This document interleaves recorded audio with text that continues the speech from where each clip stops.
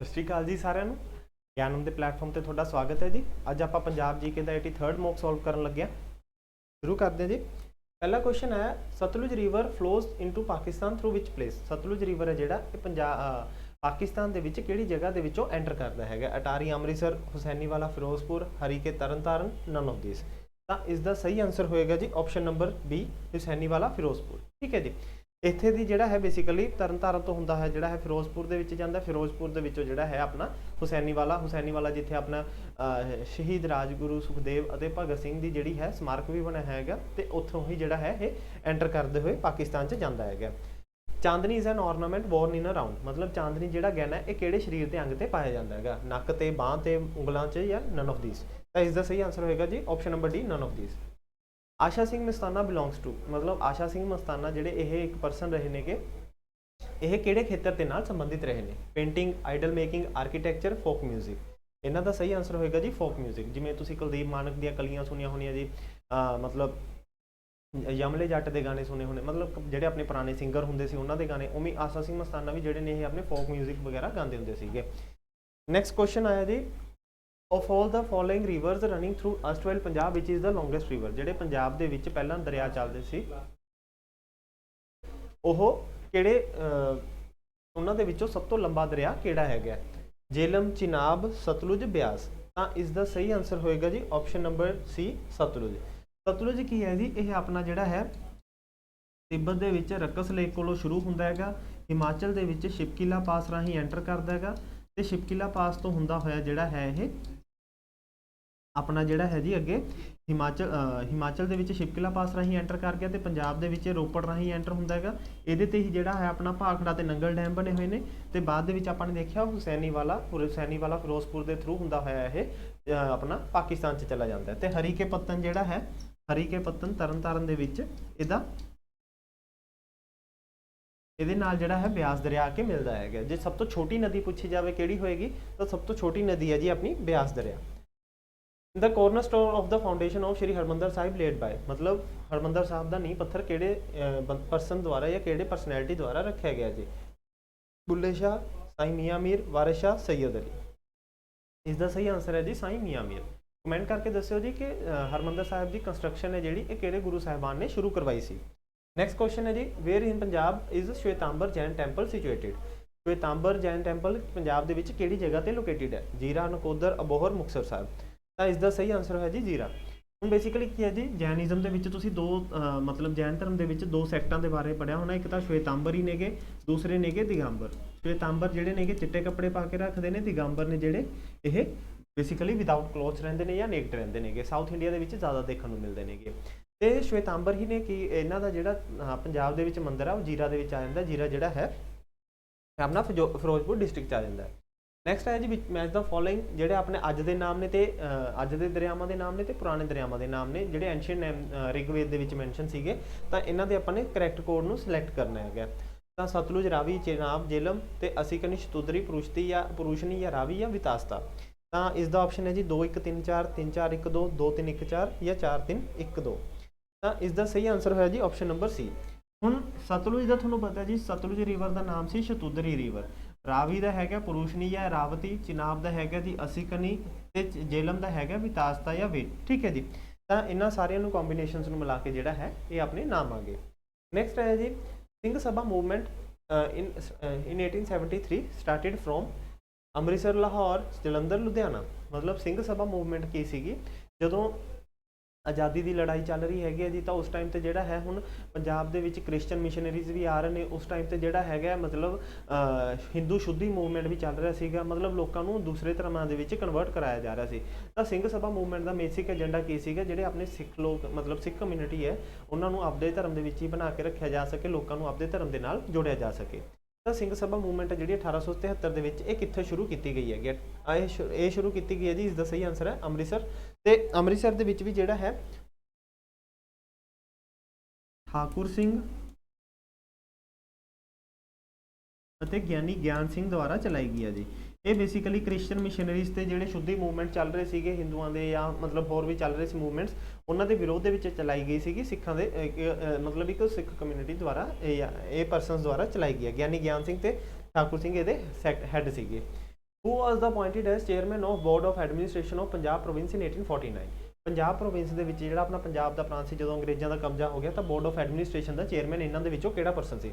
Lord Montgomery, Sir Frederick Currie, John Lawrence ਤੇ Henry Lawrence. ਤਾਂ ਇਸ ਦਾ ਸਹੀ ਆਨਸਰ ਹੈ ਜੀ Henry Lawrence. Henry Lawrence basically board of administration ਦੇ ਹੈੱਡ ਵੀ ਹੋਣਗੇ ਤੇ ਬਾਅਦ ਦੇ ਵਿੱਚ ਜਿਹੜਾ ਹੈ ਜੌਨ ਲਾਰੈਂਸ ਜਿਹੜੇ ਪਰਸਨ ਨੇਗੇ, ਜੌਨ ਲਾਰੈਂਸ ਤੇ ਹੈਨਰੀ ਲਾਰੈਂਸ ਇਹ ਭਰਾ ਹੀ ਹੋਣਗੇ ਜਿਹੜੇ ਆਪਣੇ ਫਸਟ ਐਂਗਲੋ ਸਿੱਖ ਵਾਰ ਹੋਈ ਹੈ, ਸੈਕਿੰਡ ਐਂਗਲੋ ਸਿੱਖ ਵਾਰ ਹੋਈ ਹੈਗੀ, ਉਸ ਤੋਂ ਬਾਅਦ ਜਿਹੜੇ first chief commissioner of Punjab appoint ਕੀਤੇ ਗਏ ਨੇ ਉਹ ਇਹੀ ਸੀਗੇ। ਨੈਕਸਟ ਹੈ ਜੀ which of the following newspaper was a part of Akali Dal movement. Akali Dal movement ਦੇ ਵਿੱਚ ਜਿਹੜਾ ਹੈ ਕਿਹੜਾ ਅਖਬਾਰ ਉਹਨਾਂ ਮਤਲਬ ਅਕਾਲੀ ਦਲ ਨੇ ਚਲਾਇਆ ਗਿਆ, ਉਹਨਾਂ ਦੇ ਫਾਊਂਡ ਕੀਤਾ ਸੀ? Hindustan time, the Tribune, Punjab Kesari, Indian Express. ਤਾਂ ਇਸ ਦਾ ਸਹੀ ਆਨਸਰ ਹੋਇਆ ਜੀ option number A, Hindustan Times. Next question ਜੀ Punjab does not share it boundary with the following states. ਮਤਲਬ ਪੰਜਾਬ ਕਿਹੜੇ ਰਾਜ ਦੇ ਨਾਲ ਆਪਣੀ ਬਾਉਂਡਰੀ ਨਹੀਂ ਲਗਾਉਂਦਾ? ਹਿਮਾਚਲ ਪ੍ਰਦੇਸ਼, ਉੱਤਰਾਖੰਡ, ਜੰਮੂ ਕਸ਼ਮੀਰ, ਰਾਜਸਥਾਨ। ਤਾਂ ਇਸ ਦਾ ਸਹੀ ਆਨਸਰ ਹੈ ਜੀ ਉੱਤਰਾਖੰਡ। ਬੇਸਿਕਲੀ ਜੰਮੂ ਕਸ਼ਮੀਰ ਵੀ ਅੱਜ ਦੀ ਡੇਟ 'ਚ ਇੱਕ ਯੂਨੀਅਨ ਟੈਰੀਟਰੀ ਬਣ ਗਈ ਹੈ ਜੀ, ਬਟ ਉੱਤਰਾਖੰਡ ਦੇ ਨਾਲ ਆਪਣੀ ਕੋਈ ਬਾਉਂਡਰੀ ਜਾਂ ਸਰਹੱਦ ਨਹੀਂ ਲੱਗਦੀ ਹੈਗੀ। ਫੇਮਸ ਨੋਵਲ ਮੜੀ ਦਾ ਦੀਵਾ ਇਜ਼ ਰਿਟਨ ਬਾਏ। ਮੜੀ ਦਾ ਦੀਵਾ ਜਿਹੜੀ ਹੈ ਨੋਵਲ ਕਿਹੜੇ ਪਰਸਨ ਦੁਆਰਾ ਲਿਖੀ ਗਈ ਹੈ? ਅੰਮ੍ਰਿਤਾ ਪ੍ਰੀਤਮ, ਦਲੀਪ ਕੌਰ ਟਿਵਾਣਾ, ਖੁਸ਼ਵੰਤ ਸਿੰਘ, ਗੁਰਦਿਆਲ ਸਿੰਘ। ਤਾਂ ਇਸ ਦਾ ਸਹੀ ਆਨਸਰ ਹੋਇਆ ਜੀ option number D, Gurdial Singh. Gurdial Singh ਦੀ ਮੜੀ ਦਾ ਦੀਵਾ ਵੀ ਹੈ, ਅੰਨੇ ਘੋੜੇ ਦਾ ਦਾਨ ਹੋ ਗਿਆ, ਇਸ ਤੋਂ ਇਲਾਵਾ ਕੁੱਤਾ ਤੇ ਆਦਮੀ, ਬਗਾਨਾ ਪਿੰਡ, ਇਸ ਤੋਂ ਇਲਾਵਾ ਜਿਹੜਾ ਹੈ ਸੱਗੀ ਮਤਲਬ ਕਾਫੀ ਸੱਗੀ ਫੁੱਲ ਹੋ ਗਿਆ, ਕਈ ਸਾਰੇ ਇਹਨਾਂ ਦੀ ਜਿਹੜਾ ਹੈ ਬੁੱਕਸ ਇਹਨਾਂ ਦੀ ਲਿਖੀਆਂ ਗਈਆਂ ਨੇਗੀਆਂ ਤੇ ਮੜੀ ਦਾ ਦੀਵਾ ਜਿਹੜੀ ਹੈ ਇਹਨਾਂ ਦੀ ਕਾਫੀ ਜ਼ਿਆਦਾ ਫੇਮਸ ਨੋਵਲ ਵੀ ਹੈਗੀ ਹੈ। ਠੀਕ ਹੈ ਜੀ। ਨੈਕਸਟ ਹੈ who is the first novelist to get Jnanpith award. ਮਤਲਬ ਪੰਜਾਬ ਦਾ ਪਹਿਲਾ ਕਿਹੜਾ ਪਰਸਨ ਸੀ ਜਿਹਨੂੰ ਕਿ ਗਿਆਨਪੀਠ ਅਵਾਰਡ ਦਿੱਤਾ ਗਿਆ ਹੈਗਾ? ਨਾਨਕ ਸਿੰਘ, ਗੁਰਦਿਆਲ ਸਿੰਘ, ਕਰਤਾਰ ਸਿੰਘ ਦੁੱਗਲ, ਵਰਦਿਆਮ ਸਿੰਘ। ਤਾਂ ਇਸ ਦਾ ਵੀ ਸਹੀ ਆਨਸਰ ਹੋਇਆ ਜੀ ਗੁਰਦਿਆਲ ਸਿੰਘ। ਗੁਰਦਿਆਲ ਸਿੰਘ ਤੇ ਅੰਮ੍ਰਿਤਾ ਪ੍ਰੀਤਮ ਜਿਹੜੇ ਆਪਣੇ ਪੰਜਾਬ ਦੇ ਦੋ ਰਾਈਟਰਸ ਨੇ ਜੀ, ਇਹਨਾਂ ਨੂੰ ਜਿਹੜਾ ਹੈ ਬੇਸਿਕਲੀ ਗਿਆਨਪੀਠ ਅਵਾਰਡ ਦਿੱਤਾ ਗਿਆ ਹੈਗਾ ਹਾਲੇ ਤੱਕ।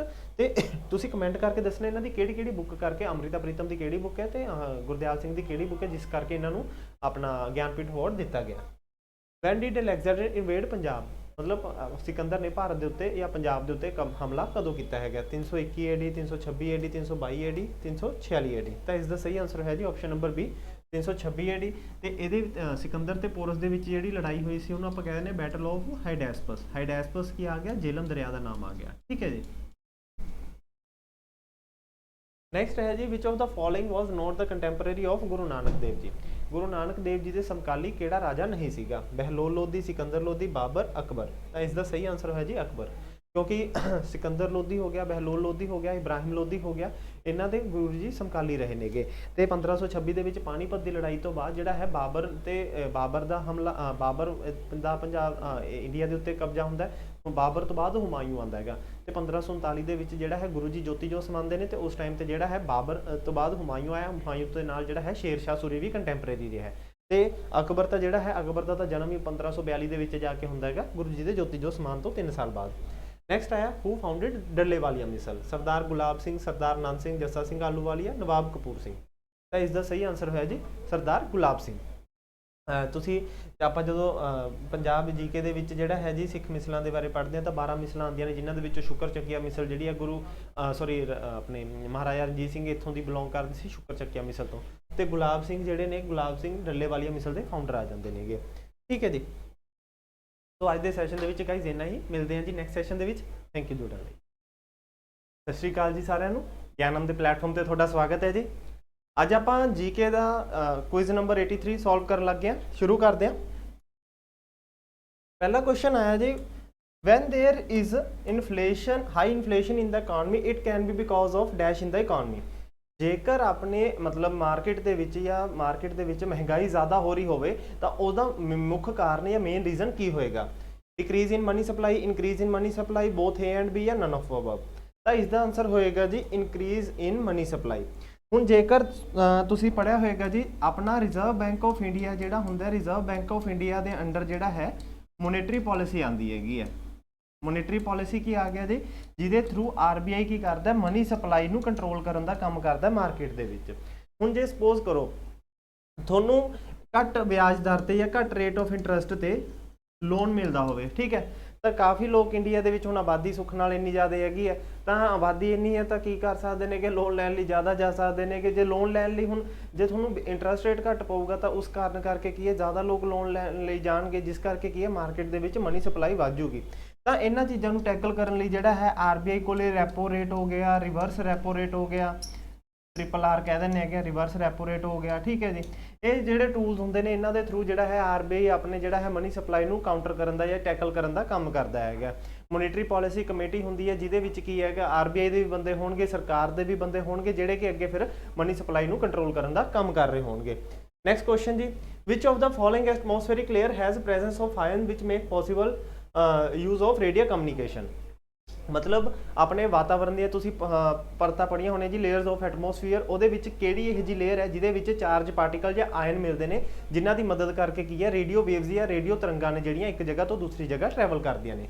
ਟ੍ਰੋਪੋਸਫੀਅਰ, ਸਟ੍ਰੈਟੋਸਫੀਅਰ, ਐਗਜ਼ੋਸਫੀਅਰ, ਥਰਮੋਸਫੀਅਰ। ਤਾਂ ਇਸ ਦਾ ਸਹੀ ਆਨਸਰ ਹੋਏਗਾ ਜੀ ਆਪਸ਼ਨ ਨੰਬਰ ਡੀ, ਥਰਮੋਸਫੀਅਰ। ਹੁਣ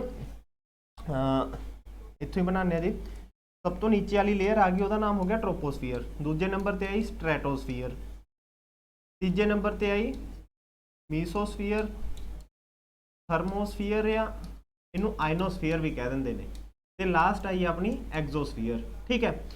ਤੇ ਹੁਣ ਟ੍ਰੋਪੋਸਫੀਅਰ, ਸਟ੍ਰੈਟੋਸਫੀਅਰ, ਪਹਿਲਾਂ ਤਾਂ ਇਹਨਾਂ ਨੂੰ ਕ੍ਰੋਨੋਲੋਜੀ ਦੇ ਵਿੱਚ ਨੀਚੋਂ ਤੋਂ ਉੱਪਰ ਵੀ ਆ ਸਕਦਾ ਹੈਗਾ ਵੀ ਕਿ ਪਹਿਲਾਂ ਕਿਹੜੀ ਆਉਂਦੀ ਹੈ, ਦੂਜੀ ਕਿਹੜੀ ਆਉਂਦੀ ਹੈ, ਤੀਜੀ ਕਿਹੜੀ ਆਉਂਦੀ ਹੈ। ਟ੍ਰੋਪੋਸਫੀਅਰ, ਸਟ੍ਰੈਟੋਸਫੀਅਰ, ਮੀਸੋਸਫੀਅਰ, ਥਰਮੋਸਫੀਅਰ, ਆਇਨੋਸਫੀਅਰ। ਤੇ ਜਿਹੜੀ ਚੌਥੇ ਨੰਬਰ ਦੀ ਲੇਅਰ ਆਈ ਆਇਨੋਸਫੀਅਰ, ਇਹਦੇ ਵਿੱਚ ਆਉਂਦੇ ਨੇ ਆਪਣੇ ਚਾਰਜ ਪਾਰਟੀਕਲ, ਜਿਹੜੇ ਤੁਸੀਂ ਸੈਟੇਲਾਈਟ ਫੋਨ ਹੋ ਗਏ ਜਾਂ ਜਿਹੜੇ ਚਾਰਜ ਪਾਰਟੀਕਲ ਹੁੰਦੇ ਨੇ ਬੇਸਿਕਲੀ ਉਹ ਇਹਦੇ ਵਿੱਚ ਹੁੰਦੇ ਨੇ, ਤੇ ਰੇਡੀਓ ਵੇਵਸ ਇਹਦੇ ਨਾਲ ਜਿਹੜਾ ਹੈ ਇੰਟਰੈਕਟ ਕਰਕੇ ਜਿਹੜਾ ਹੈ ਇੱਕ ਜਗ੍ਹਾ ਤੋਂ ਦੂਸਰੀ ਜਗ੍ਹਾ ਤੱਕ ਟਰੈਵਲ ਕਰਦੀਆਂ ਨੇਗੀਆਂ, ਠੀਕ ਹੈ ਜੀ। ਨੈਕਸਟ ਕੁਐਸਚਨ ਚੱਲਦੇ ਹਾਂ। all the weather phenomena occur in which of the following atmospheric layer। ਜਿੰਨੇ ਵੀ ਵੈਦਰ ਫਿਨੋਮੀਨਾ ਜਿਵੇਂ ਬਰਫ਼ ਪੈਂਦੀ ਹੈ, ਹਨੇਰੀ ਤੂਫਾਨ ਜਿਹੜਾ ਆਉਂਦਾ ਹੈਗਾ, ਇਸ ਤੋਂ ਇਲਾਵਾ ਜਿਹੜਾ ਆਪਣਾ ਮੀਂਹ ਪੈਂਦਾ ਹੈਗਾ, ਮਤਲਬ ਇਦਾਂ ਦੇ ਜਿਹੜੇ ਵੈਦਰ ਫਿਨੋਮੀਨਾਜ਼ ਨੇ ਉਹ ਆਪਾਂ ਨੂੰ ਸਾਰੇ ਕਿਹੜੀ ਲੇਅਰ ਦੇ ਵਿੱਚ ਦੇਖਣ ਨੂੰ ਮਿਲਦੇ ਨੇ, ਸਟ੍ਰੈਟੋਸਫੀਅਰ, ਟ੍ਰੋਪੋਸਫੀਅਰ, ਮੀਜ਼ੋਸਫੀਅਰ, ਨਨ ਆਫ ਦੀ ਅਬਵ। ਤਾਂ ਇਸ ਦਾ ਸਹੀ ਆਨਸਰ ਹੈ ਜੀ ਟ੍ਰੋਪੋਸਫੀਅਰ। ਟ੍ਰੋਪੋਸਫੀਅਰ ਆਪਾਂ ਹੁਣੀ ਕਰਕੇ ਆਏ ਹੈਗੇ ਆ। ਟ੍ਰੋਪੋਸਫੀਅਰ ਹੈ ਜਿਹੜੀ ਇੱਥੇ ਹੀ ਸੀ, ਟ੍ਰੋਪੋਸਫੀਅਰ ਹੈ ਜਿਹੜੀ ਆਪਣੀ ਐਟਮੋਸਫੀਅਰ ਦੀ ਸਭ ਤੋਂ ਫਸਟ ਲੇਅਰ ਹੈਗੀ ਹੈ, ਠੀਕ ਹੈ ਜੀ। ਤਾਂ ਟ੍ਰੋਪੋਸਫੀਅਰ ਦੇ ਵਿੱਚ ਹੀ ਜਿਹੜਾ ਹੈ ਹਰੇਕ ਤਰ੍ਹਾਂ ਦਾ ਵੈਦਰ ਫਿਨੋਮੀਨਾ ਤੁਹਾਨੂੰ ਦੇਖਣ ਨੂੰ ਮਿਲੂਗਾ। ਓਜ਼ੋਨ ਲੇਅਰ ਇਹਦੇ ਵਿੱਚ ਪਾਈ ਜਾਂਦੀ ਹੈ। ਮੀਜ਼ੋਸਫੀਅਰ ਹੈ ਜਿਹੜੀ ਆਪਣੀ ਇਹ ਕੋਲਡੈਸਟ ਲੇਅਰ ਆ ਜਾਂਦੀ ਹੈਗੀ ਹੈ, ਜਿਹੜੇ ਮਿਟਿਓਰਸ ਜਾਂ ਉਲਕਾ ਪਿੰਡ ਨੇ ਉਹ ਮੀਜ਼ੋਸਫੀਅਰ ਦੇ ਵਿੱਚ ਬਰਨ ਹੁੰਦੇ ਨੇ। ਇਹਦੇ 'ਚ ਐਗਜ਼ੋਸਫੀਅਰ ਦੇ ਵਿੱਚ ਆਇਨ ਪਾਰਟੀਕਲਸ ਜਾਂ ਚਾਰਜ ਪਾਰਟੀਕਲ ਆ ਜਾਂਦੇ ਨੇਗੇ, ਜਿਹਦੇ ਕਰਕੇ ਕੀ ਹੈਗਾ ਰੇਡੀਓ। ਨੈਕਸਟ ਕੁਐਸਚਨ ਆਇਆ ਜੀ ਆਪਣੇ ਕੋਲੇ, ਵਿਚ 3 Indian states delayed accession to India even after other princely states had join. ਮਤਲਬ ਕਿ ਜਦੋਂ ਭਾਰਤ ਦੀ ਆਜ਼ਾਦੀ ਤੋਂ ਬਾਅਦ ਕਿਹੜੀਆਂ ਪ੍ਰਿੰਸਲੀ ਸਟੇਟਸ ਜਾਂ ਰਿਆਸਤਾਂ ਐਸੀਆਂ ਸੀ ਜਿਨ੍ਹਾਂ ਨੇ ਕੀ ਹੈਗਾ ਭਾਰਤ ਨਾਲ ਜੁੜਨ ਤੋਂ ਮਨਾ ਕੀਤਾ ਸੀ। ਆਪਸ਼ਨ ਏ ਹੈ ਜੀ ਜੂਨਾਗੜ੍ਹ, ਜੈਪੁਰ, ਜੰਮੂ ਕਸ਼ਮੀਰ ਜਾਂ ਹੈਦਰਾਬਾਦ। ਤੇ ਇਹਨਾਂ ਦੇ ਕੋਡ ਦੇ ਵਿੱਚੋਂ ਕਿਹੜਾ ਆਪਸ਼ਨ ਹੋਏਗਾ ਜੀ 1 2 3, 2 3 4, 1 3 4 ਜਾਂ 1 2 4। ਇਸ ਦਾ ਸਹੀ ਆਪਸ਼ਨ ਹੋਇਆ ਜੀ 1 3 4। ਜੂਨਾਗੜ੍ਹ ਜਿਹੜੀ ਸਟੇਟ ਹੈ ਜੀ, ਜੂਨਾਗੜ੍ਹ ਦੇ ਵਿੱਚ ਕੀ ਸੀਗਾ, ਇੱਥੇ ਦਾ ਜਿਹੜਾ ਰੂਲਰ ਸੀਗਾ ਇਹ ਮੁਸਲਿਮ ਸੀਗਾ, ਤੇ ਇੱਥੇ ਦੀ ਜਿਹੜੀ ਪ੍ਰਜਾ ਸੀਗੀ ਉਹ ਹਿੰਦੂ ਕਮਿਊਨਿਟੀ ਦੀ ਸੀਗੀ। ਤਾਂ ਇੱਥੇ ਸਰਕਾਰ ਨੇ ਕੀ ਕਰਾਇਆ, ਰੈਫਰੈਂਡਮ ਕਰਵਾਇਆ। ਰੈਫਰੈਂਡਮ ਮਤਲਬ ਕੀ ਹੋ ਗਿਆ ਜੀ, ਜਨਤਾ ਦੀ ਰਾਏ ਲਿੱਤੀ ਵੀ ਤੁਸੀਂ ਕਿਹੜੇ ਦੇਸ਼ ਦੇ ਨਾਲ ਜਾਣਾ ਚਾਹੁੰਦੇ ਹੋ। ਜੰਮੂ ਕਸ਼ਮੀਰ ਦੇ ਵਿੱਚ ਉਲਟਾ ਕੇਸ ਸੀਗਾ, ਇੱਥੇ ਦਾ ਜਿਹੜਾ ਰੂਲਰ ਸੀਗਾ ਉਹ ਹਿੰਦੂ ਸੀਗਾ, ਬਟ ਇੱਥੇ ਜਿਹੜੇ ਲੋਕ ਰਹਿ ਰਹੇ ਸੀ ਉਹ ਮੁਸਲਿਮ ਕਮਿਊਨਿਟੀ ਦੇ ਸੀ, ਤੇ ਇੱਥੇ ਦਾ ਰਾਜਾ ਸੀਗਾ ਰਾਜਾ ਹਰੀ ਸਿੰਘ, ਠੀਕ ਹੈ ਜੀ। ਤੇ ਰਾਜਾ ਹਰੀ ਸਿੰਘ ਦੇ ਨਾਲ ਕੀ ਕੀਤਾ ਗਿਆ, ਇੰਸਟਰੂਮੈਂਟ ਆਫ ਅਸੈਸ਼ਨ ਇੱਕ ਡਾਕੂਮੈਂਟ ਸਾਈਨ ਕਰਵਾਇਆ ਗਿਆ, ਜਿਹਦੇ ਥਰੂ ਕਸ਼ਮੀਰ ਭਾਰਤ ਦਾ ਹਿੱਸਾ ਬਣਿਆ ਗਿਆ। ਤੀਸਰਾ ਆਪਣੇ ਕੋਲੇ ਆਇਆ ਜੀ ਹੈਦਰਾਬਾਦ। ਹੁਣ ਹੈਦਰਾਬਾਦ ਕਹਿੰਦਾ ਵੀ ਅਸੀਂ ਨਾ ਇੰਡੀਆ ਨਾਲ ਜਾਣਾ ਨਾ ਪਾਕਿਸਤਾਨ ਨਾਲ ਜਾਣਾ, ਇੰਡੀਆ ਦੇ ਮੈਪ ਦੇ ਵਿੱਚ ਇੱਥੇ ਜੇ ਕਿਤੇ ਆ ਜਾਊਗਾ ਹੈਦਰਾਬਾਦ, ਹੁਣ ਇਹ ਵਿਚਾਲੇ ਆ ਗਿਆ ਜਮੀ। ਤਾਂ ਕਰਕੇ ਇੱਥੇ ਜਿਹੜਾ ਹੈ ਇੱਕ ਪੁਲਿਸ ਆਪਰੇਸ਼ਨ ਕੰਡਕਟ ਕਰਵਾਇਆ ਗਿਆ ਸੀ, ਉਹ ਮਿਸ਼ਨ ਦਾ ਨਾਮ ਸੀ ਆਪਰੇਸ਼ਨ ਪੋਲੋ, ਠੀਕ ਹੈ ਜੀ, ਜਿਸ ਦੇ ਥਰੂ ਕੀ ਹੈਗਾ ਹੈਦਰਾਬਾਦ ਨੂੰ ਭਾਰਤ ਦੇ ਨਾਲ ਜੋੜਿਆ ਗਿਆ। ਨੈਕਸਟ ਕੁਐਸਚਨ ਵੱਲ ਚੱਲਦੇ ਹਾਂ ਜੀ। Which one of the following aroused a wave of popular indignation of that led to the massacre by the British at Jallianwala Bagh. ਮਤਲਬ ਕੀ ਹੈ ਜੀ, ਜਲਿਆਂਵਾਲਾ ਬਾਗ ਹੱਤਿਆਕਾਂਡ ਦੇ ਵਿੱਚ ਕਿਹੜੇ ਕਾਨੂੰਨ ਕਰਕੇ ਜਿਹੜਾ ਹੈ ਮਤਲਬ ਲੋਕਾਂ ਦਾ ਭਾਰੀ ਇਕੱਠਾ ਹੋਇਆ, ਤੇ ਮਤਲਬ ਉੱਥੇ ਜਿਹੜਾ ਹੈ ਜਲਿਆਂਵਾਲੇ ਬਾਗ ਦਾ ਹੱਤਿਆਕਾਂਡ ਹੋਇਆ। Arms Act, Public Safety Act, Rowlatt Act ਜਾਂ ਵਰਨੈਕੂਲਰ ਪ੍ਰੈਸ ਐਕਟ। ਇਸ ਦਾ ਸਹੀ ਆਨਸਰ ਹੋਇਆ ਜੀ ਰੌਲੈਟ ਐਕਟ। ਹੁਣ ਰੌਲੈਟ ਐਕਟ ਕੀ ਹੈ ਜੀ, ਇਹਦੇ ਅੰਡਰ ਬੇਸਿਕਲੀ ਕੀ ਸੀਗਾ, ਅੰਮ੍ਰਿਤਸਰ ਦੇ ਵਿੱਚ ਡਾਕਟਰ ਸੈਫੂਦੀਨ ਕਿਚਲੂ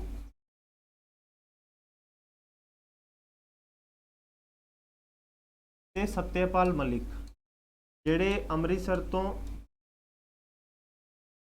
ਕਾਫੀ ਵਧੀਆ ਕਾਂਗਰਸ ਦੇ ਲੀਡਰ ਸੀ, ਇਹਨਾਂ ਨੂੰ ਅੰਗਰੇਜ਼ਾਂ ਨੇ ਰੌਲਟ ਐਕਟ ਦੇ ਅੰਡਰ ਅਰੈਸਟ ਕਰ ਲਿਆ ਸੀ। ਰੌਲਟ ਐਕਟ ਕੀ ਹੈਗਾ, ਜਿਸ ਦੇ ਅੰਡਰ ਜਿਹੜਾ ਹੈ ਕਿਸੇ ਵੀ ਬੰਦੇ ਨੂੰ 2 ਸਾਲ ਤੱਕ ਜਿਹੜਾ ਸੀਗਾ ਅੰਗਰੇਜ਼ ਸ਼ੱਕ ਦੇ ਆਧਾਰ ਤੇ ਕੈਦ ਕਰ ਰੱਖ ਸਕਦੇ ਸੀਗੇ, ਤੇ ਉਹਦੇ ਦੇ ਵਿੱਚ ਕੀ ਹੈਗਾ ਵੀ ਉਹਨਾਂ ਨੂੰ ਨਾ ਤਾਂ ਕੋਈ ਅਪੀਲ ਦਾਇਰ ਕਰ ਸਕਦੇ ਸੀ, ਨਾ ਹੀ ਕੋਈ ਅਪੀਲ ਕਰ ਸਕਦੇ ਸੀਗੇ, ਤੇ ਇਹਦੇ ਕੇਸ 'ਚ ਹੀ ਕਿਹਾ ਜਾਂਦਾ ਨੋ ਅਪੀਲ ਨੋ ਦਲੀਲ ਨੋ ਵਕੀਲ। ਠੀਕ ਹੈ ਜੀ।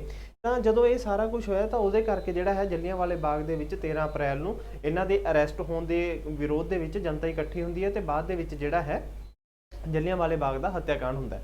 ਕੁਛ ਤੁਸੀਂ ਕਮੈਂਟ ਕਰਕੇ ਦੱਸਣਾ ਜੀ, ਜਦੋਂ ਜਲਿਆਂਵਾਲੇ ਬਾਗ ਦਾ ਹੱਤਿਆਕਾਂਡ ਹੋਇਆ ਉਸ ਟਾਈਮ ਤੇ ਆਪਣੇ ਪੰਜਾਬ ਦਾ ਗਵਰਨਰ ਕੌਣ ਸੀਗਾ, ਤੇ ਜਿਹੜੇ ਪਰਸਨ ਨੇ ਗੋਲੀਆਂ ਚਲਾਉਣ ਦੇ ਆਰਡਰ ਦਿੱਤੇ ਸੀ ਲੈਫਟੀਨੈਂਟ ਗਵਰਨਰ ਸੀ, ਉਹ ਪਰਸਨ ਕੌਣ ਸੀਗਾ, ਤੇ ਉਦਮ ਸਿੰਘ ਨੇ ਕਿਹੜੇ ਪਰਸਨ ਨੂੰ ਮਾਰਿਆ ਸੀਗਾ। ਨੈਕਸਟ ਕੁਐਸਚਨ ਵੱਲ ਚੱਲਦੇ ਹਾਂ ਜੀ। Who is the exponent of the theory of economic drain of India during the British rule. ਅੰਗਰੇਜ਼ਾਂ ਦੇ ਰਾਜ ਦੇ ਸਮੇਂ ਭਾਰਤ ਨੂੰ ਅੰਗਰੇਜ਼ ਕਿਸ ਤਰੀਕੇ ਨਾਲ ਲੁੱਟ ਰਹੇ ਨੇ, ਜਾਂ ਇੱਕ ਭਾਰਤ ਦਾ ਪੈਸਾ ਕਿਸ ਤਰੀਕੇ ਨਾਲ ਭਾਰਤ ਤੋਂ ਬਾਹਰ ਲੈ ਕੇ ਜਾਇਆ ਜਾ ਰਿਹਾ ਹੈ, ਇਸ ਦੇ ਬਾਰੇ ਕਿਹੜੇ ਬੰਦੇ ਨੇ ਇਕਨੋਮਿਕ ਡਰੇਨ ਦੀ ਥਿਓਰੀ ਦਿੱਤੀ ਸੀ ਜਾਂ ਇਹਦਾ ਕੰਸੈਪਟ ਦਿੱਤਾ ਹੈਗਾ। MN ਰੋਏ, ਜੇ ਪ੍ਰਕਾਸ਼ ਨਾਰਾਇਣ, ਰਾਮ ਮਨੋਹਰ ਲੋਹੀਆ, ਦਾਦਾ ਭਾਈ ਨਰੋਜੀ। ਇਸ ਦਾ ਸਹੀ ਆਨਸਰ ਹੈ ਜੀ ਦਾਦਾ ਭਾਈ ਨਰੋਜੀ। ਦਾਦਾ ਭਾਈ ਨਰੋਜੀ ਦੀ ਬੁੱਕ ਹੈਗੀ ਹੈ ਜੀ poverty and un British rule in India, ਜਿਹਦੇ ਵਿੱਚ ਕੀ ਹੈਗਾ ਇਹਨਾਂ ਨੇ ਇਕਨੋਮਿਕ ਡਰੇਨ ਥਿਓਰੀ ਦਾ ਜ਼ਿਕਰ ਕੀਤਾ ਹੋਇਆ ਹੈਗਾ। ਨੈਕਸਟ ਕੁਐਸਚਨ ਜੀ। Nalanda University was founded by which of the was founded by which dynasty, Mauryas, Kushans, Guptas, Palas. ਤਾਂ ਨਾਲੰਦਾ ਯੂਨੀਵਰਸਿਟੀ ਜਿਹੜੀ ਹੈ ਜੀ ਬਿਹਾਰ ਦੇ ਵਿੱਚ ਹੈਗੀ ਹੈ, ਤੇ ਇਹਨੂੰ ਜਿਹੜਾ ਫਾਊਂਡ ਕੀਤਾ ਸੀ, ਇਹਨੂੰ ਫਾਊਂਡ ਕੀਤਾ ਹੈਗਾ ਗੁਪਤਾ ਡਾਇਨੈਸਟੀ ਨੇ। ਗੁਪਤਾ ਡਾਇਨੈਸਟੀ ਦੇ ਵਿੱਚ ਵੀ ਜਿਹੜਾ ਰੂਲਰ ਸੀਗਾ ਉਹਦਾ ਨਾਮ ਹੈ ਜੀ ਕੁਮਾਰ ਗੁਪਤਾ। ਕੁਮਾਰ ਗੁਪਤਾ ਰਾਜੇ ਦਾ ਨਾਮ ਸੀਗਾ, ਜਿਹਨੇ ਕਿ ਇਹ ਯੂਨੀਵਰਸਿਟੀ ਨੂੰ ਫਾਊਂਡ ਕੀਤਾ ਹੈਗਾ। ਨੈਕਸਟ ਕੁਐਸਚਨ ਵੱਲ ਚੱਲਦੇ ਹਾਂ ਜੀ। What is the minimum age requirement to be member of Rajya Sabha. Rajya Sabha ਦਾ ਮੈਂਬਰ ਬਣਨ ਲਈ ਬੰਦੇ ਦੀ ਉਮਰ ਘੱਟੋ ਘੱਟ ਕਿੰਨੀ ਹੋਣੀ ਚਾਹੀਦੀ ਹੈ? 35 ਸਾਲ, 30 ਸਾਲ, 25 ਸਾਲ, 21 ਸਾਲ। ਤਾਂ ਇਸ ਦਾ ਸਹੀ ਆਨਸਰ ਹੈ ਜੀ 30 ਸਾਲ। ਜੇਕਰ ਕਿਸੇ ਬੰਦੇ ਨੇ ਇੰਡੀਆ ਦਾ ਪ੍ਰੈਸੀਡੈਂਟ ਬਣਨਾ ਹੈਗਾ, ਵਾਈਸ ਪ੍ਰੈਸੀਡੈਂਟ ਬਣਨਾ ਹੈਗਾ, ਜਾਂ ਗਵਰਨਰ ਬਣਨਾ ਤਾਂ ਉਮਰ ਚਾਹੀਦੀ ਹੈਗੀ ਆਪਾਂ ਨੂੰ 35 ਸਾਲ। ਰਾਜ ਸਭਾ ਦਾ ਮੈਂਬਰ ਬਣਨਾ ਹੋਵੇ ਜਾਂ ਫਿਰ ਸਟੇਟ ਲੈਜਿਸਲੇਟਿਵ ਕਾਉਂਸਿਲ ਦਾ ਮੈਂਬਰ ਬਣਨਾ ਹੋਵੇ 30 ਸਾਲ। ਲੋਕ ਸਭਾ ਦਾ ਮੈਂਬਰ ਬਣਨਾ ਹੋਵੇ ਜਾਂ ਆਪਣੀ ਸਟੇਟ ਲੈਜਿਸਲੇਟਿਵ ਅਸੈਂਬਲੀ ਦਾ ਮੈਂਬਰ ਬਣਨਾ ਹੋਵੇ ਤਾਂ 25 ਸਾਲ। 21 ਸਾਲ ਦੇ ਲਈ ਜਿਹੜੀ ਹੈਗੀ ਹੈ ਪੰਚਾਇਤ ਜਾਂ ਮਿਊਨਿਸਪੈਲਿਟੀ ਦੇ ਇਲੈਕਸ਼ਨ ਦੇ ਕੇਸ 'ਚ ਆ ਗਿਆ। ਠੀਕ ਹੈ ਜੀ। ਨੈਕਸਟ ਕੁਐਸਚਨ ਵੱਲ ਚੱਲਦੇ ਹਾਂ ਜੀ। Which of constitutional amendment reduced voting rights from 21 years to 18 years. 54th amendment, 36th, 62 ਜਾਂ 61 ਅਮੈਂਡਮੈਂਟ। ਤਾਂ ਇਸ ਦਾ ਸਹੀ ਆਨਸਰ ਹੈ ਜੀ 61 ਅਮੈਂਡਮੈਂਟ ਹੈ। 61st ਅਮੈਂਡਮੈਂਟ ਐਕਟ ਹੈ ਜੀ ਜਿਹੜੀ 1988 ਦੇ ਵਿੱਚ ਆਈ ਸੀ। ਇਸ ਦੇ ਵਿੱਚ ਜਿਹੜਾ ਹੈ ਵੋਟਿੰਗ ਏਜ 21 ਸਾਲ ਤੋਂ ਘਟਾ ਕੇ ਆਪਣੀ 18 ਸਾਲ ਕੀਤੀ ਗਈ ਹੈ। ਇੱਕ ਚੀਜ਼ ਯਾਦ ਰੱਖਣਾ ਜੀ, ਇਹ ਵੀ ਕੁਐਸਚਨ ਆਉਂਦਾ ਕਿ ਜਦੋਂ ਵੋਟਾਂ ਪਾਉਣ ਜਾਂਦੇ ਆਂਗੇ ਤਾਂ ਵੋਟਾਂ ਦੇ ਸਮੇਂ ਤੇ ਤੁਹਾਡੇ ਹੱਥ ਦੇ ਉੱਤੇ ਇੰਕ ਜੀ ਲਗਾਉਂਦੇ ਨੇ ਨਾ, ਇੱਕ ਨੀਲੇ ਨੀਲੇ ਰੰਗ ਦੀ, ਤਾਂ ਉਹ ਇੰਕ ਦਾ ਨਾਮ ਕੀ ਹੈਗਾ? ਉਸ ਦਾ ਨਾਮ ਹੈਗਾ ਜੀ ਸਿਲਵਰ ਨਾਈਟ੍ਰੇਟ। ਨੈਕਸਟ ਆਇਆ ਜੀ Andhra Pradesh Legislative Council was abolished in 1985 in which year it was revived back. ਮਤਲਬ ਸਟੇਟਸ ਦੇ ਵਿੱਚ ਤੁਹਾਨੂੰ ਪਤਾ ਹੈ ਜੀ, ਇੱਕ ਤਾਂ ਸਟੇਟ ਲੈਜਿਸਲੇਟਿਵ ਅਸੈਂਬਲੀ ਹੁੰਦੀ ਹੈ ਜਿਹਨੂੰ ਵਿਧਾਨ ਸਭਾ ਕਹਿੰਦੇ ਨੇ, ਦੂਸਰਾ ਹੁੰਦਾ ਸਟੇਟ ਲੈਜਿਸਲੇਟਿਵ ਕਾਉਂਸਿਲ। ਠੀਕ ਹੈ ਜੀ। ਤਾਂ ਸਟੇਟ ਲੈਜਿਸਲੇਟਿਵ ਕਾਉਂਸਿਲ ਹੈ ਜਿਹੜੀ ਇਹ ਪਹਿਲਾਂ ਅਬੋਲਿਸ਼ ਕਰਤੀ ਗਈ ਸੀ। ਦੁਬਾਰਾ ਤੋਂ ਕਦੋਂ ਬਣਾਈ ਗਈ ਹੈਗੀ ਹੈ? 2004, 2005, 2006 ਜਾਂ 2007। ਤਾਂ ਇਸ ਦਾ ਸਹੀ ਆਨਸਰ ਹੈ ਜੀ 2007। ਤੇ ਇੱਕ ਚੀਜ਼ ਹੋਰ ਹੈ ਜੀ, ਸਟੇਟ ਲੈਜਿਸਲੇਟਿਵ ਕਾਉਂਸਿਲ ਦੇ ਮੈਂਬਰਸ ਨੂੰ ਆਪਾਂ ਨੇ ਐਸ ਸੱਚ ਡਿਫਾਈਨ ਨਹੀਂ ਕੀਤਾ।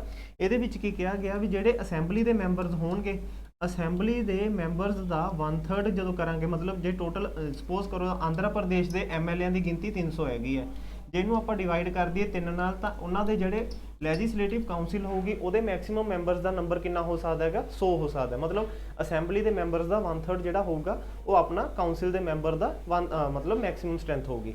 ਤੇ ਕਾਉਂਸਿਲ ਦੇ ਵਿੱਚ ਜਿਹੜੀ ਵਿਧਾਨ ਪਰਿਸ਼ਦ ਹੈਗੀ ਹੈ, ਇਹਦੇ ਵਿੱਚ ਗਵਰਨਰ ਕੋਲੇ ਪਾਵਰ ਹੈਗੀ ਹੈ ਕਿ ਉਹ 1/6 ਬੰਦਿਆਂ ਨੂੰ ਨੋਮੀਨੇਟ ਵੀ ਕਰ ਸਕਦਾ ਹੈਗਾ। ਨੈਕਸਟ ਹੈ ਜੀ The national emergency contained in Article 352 of Indian Constitution may be proclaimed under which of the following circumstances। ਜਿਹੜੀ ਆਰਟੀਕਲ 352 ਦੇ ਵਿੱਚ ਨੈਸ਼ਨਲ ਐਮਰਜੈਂਸੀ ਲੱਗਦੀ ਹੈ ਉਹ ਕਿਸ ਕਾਰਨਾਂ ਕਰਕੇ ਲਗਾਈ ਜਾ ਸਕਦੀ ਹੈ? Failure of constitutional machinery, external aggression, internal disturbance, war, external aggression or internal disturbance. ਤਾਂ ਇਸ ਦਾ ਸਹੀ ਆਨਸਰ ਹੈ ਜੀ ਵਾਰ, ਐਕਸਟਰਨਲ ਐਗਰੈਸ਼ਨ ਜਾਂ ਇੰਟਰਨਲ ਡਿਸਟਰਬੈਂਸ। ਹੁਣ ਪਹਿਲੀ ਗੱਲ ਕੀ ਹੈ ਜੀ, ਇੰਟਰਨਲ ਡਿਸਟਰਬੈਂਸ ਤਾਂ ਜਿਹੜਾ ਹੈ ਇਹ ਆਪਣੇ ਬੇਸਿਕਲੀ ਓਰੀਜਨਲ ਕਨਸਟੀਟਿਊਸ਼ਨ ਦੇ ਵਿੱਚ ਮੈਂਸ਼ਨ ਵਰਡ ਸੀਗਾ। ਪ੍ਰੈਜ਼ੈਂਟ ਜਿਹੜਾ ਆਪਣਾ ਅੱਜ ਦਾ ਵਰਡ ਹੈਗਾ ਇੰਟਰਨਲ ਡਿਸਟਰਬੈਂਸ ਨੂੰ ਆਪਾਂ ਨੇ ਰਿਪਲੇਸ ਕੀਤਾ ਹੈਗਾ ਆਰਮਡ ਰੈਬੇਲੀਅਨ ਦੇ ਨਾਲ। ਤੇ ਆਰਮਡ ਰੈਬੇਲੀਅਨ ਇਹ ਅੱਖਰ ਜੋੜਿਆ ਗਿਆ ਹੈਗਾ ਆਪਣੇ ਕਨਸਟੀਟਿਊਸ਼ਨ ਦੀ 44th ਅਮੈਂਡਮੈਂਟ ਐਕਟ 1978 ਦੇ ਨਾਲ। ਠੀਕ ਹੈ ਜੀ। ਤੇ ਤੁਹਾਨੂੰ ਪਤਾ ਹੈ ਜੇਕਰ ਆਪਣੀ ਕਿਸੇ ਕੰਟਰੀ ਦੇ ਨਾਲ ਲੜਾਈ ਲੱਗ ਰਹੀ ਹੋਵੇ ਜਾਂ ਕੋਈ ਕੰਟਰੀ ਆਪਣੀ ਕੰਟਰੀ 'ਚ ਘੁਸਪੈਠ ਕਰ ਦੇ ਤਾਂ ਉਸ ਕੇਸ ਦੇ ਵਿੱਚ ਜਿਹੜਾ ਹੈ ਆਰਟੀਕਲ 20 ਤੇ 21 ਨੂੰ ਛੱਡ ਕੇ ਬਾਕੀ ਸਾਰੇ ਫੰਡਾਮੈਂਟਲ ਰਾਈਟਸ ਆਪਣੇ ਸਸਪੈਂਡ ਹੋ ਜਾਣਗੇ। ਬਟ ਜੇ ਆਰਮਡ ਰੈਬੇਲੀਅਨ ਦੇ ਕੇਸ 'ਚ ਆਪਣੀ ਐਮਰਜੈਂਸੀ ਇੰਪੋਜ਼ ਹੁੰਦੀ ਹੈ ਤਾਂ ਆਰਟੀਕਲ 19, 20 ਤੇ 21 ਨੂੰ ਛੱਡ ਕੇ ਬਾਕੀ ਸਾਰੇ ਫੰਡਾਮੈਂਟਲ ਰਾਈਟਸ ਤੇ ਰਿਸਟ੍ਰਿਕਸ਼ਨ ਲੱਗ ਜੂਗੀ।